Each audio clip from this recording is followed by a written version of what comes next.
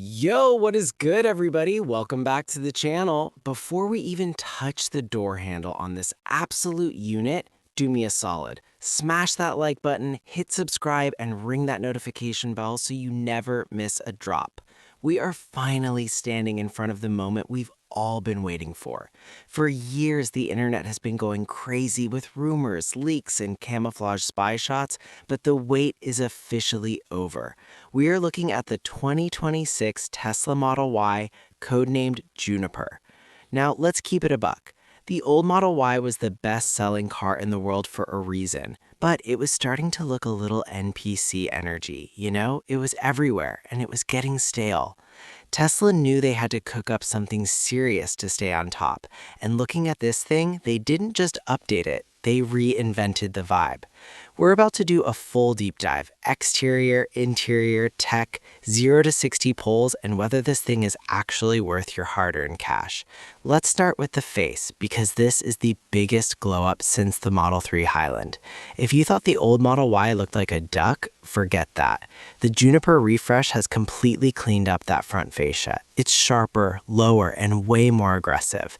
They deleted the fog lights and integrated everything into these razor-thin matrix LED headlights that look straight up menacing. It's giving Cybertruck cousin, but sleeker. And we have to talk about the light bar. Yes, it's real. There is a continuous LED light strip running across the entire hood line. At night, this thing looks like something out of Tron. It's a total head turner. The aerodynamics are improved too, which we'll talk about in the range section. But just standing here, the car looks faster, even when it's parked. Moving to the side profile, the silhouette is familiar, but the details are crispy. We've got these new 20-inch Helix 2.0 wheels that are finished in black. They look sick and help with the aero.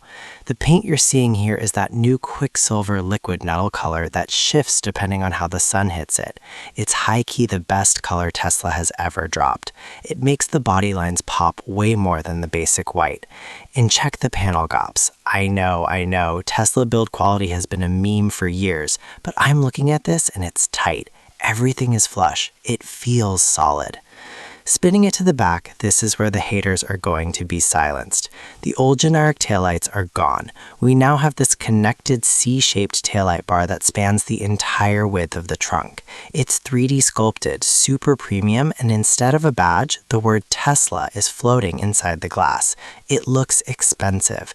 They also moved the license plate down to the bumper, which cleans up the tailgate so much. It just looks wider and more planted on the road.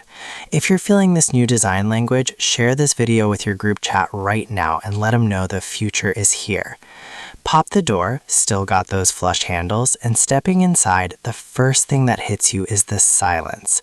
The build quality inside has leveled up. The doors thud shut with a solid sound, no more tin can vibes. They've replaced that old wood trim, which, let's be real, looked like grandpa's furniture, with this premium woven gray textile that feels super modern and soft to the touch.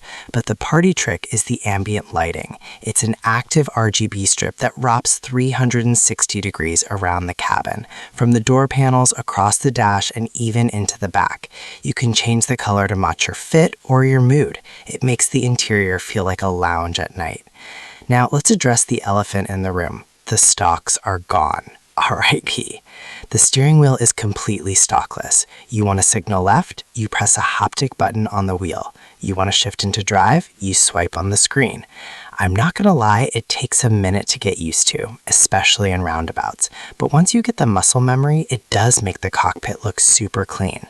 The steering wheel itself is new, slightly sportier, feels good in the hand. And in front of you, there is still no instrument cluster, just that massive 15.4-inch center screen. The bezels are thinner, it's brighter, and the refresh rate is buttery smooth. It's snapping between apps instantly. The seats, yo, finally, we got ventilated seats standard. If you live in Cali, Texas, Florida, you know the struggle of the swamp back. Not anymore. These perforated vegan leather seats blow